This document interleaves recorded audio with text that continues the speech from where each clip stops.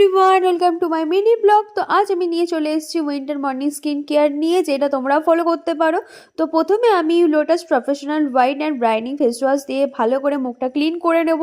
Clean করার পরে আমি লোটাস হার্বালের white glow vitamin C serum দিয়ে মুখটাকে ভালো করে ম্যাসাজ করে নেব। তো আমার ফেস ওয়াশের পরে আমার সিরামটা মোস্ট লাগেই।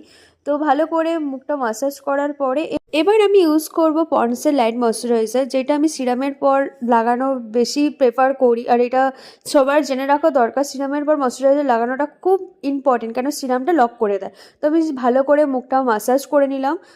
এবার যেটা আমি ইউজ করব সেটা হচ্ছে lotus professional whitening and brightening 25 SPF day cream. তো এইটা আমি বেসিক্যালি সানস্ক্রিন হিসেবেই ইউজ করি। তো এইটা তো কোনো কথাই হবে না, এটা পুরো ম্যাজিক। তো দেখে নাও স্কিনটা কীভাবে গ্লো করছে। এই হচ্ছে আমার উইন্টার স্কিন কেয়ার। তো তোমরাও ফলো করো। বাই।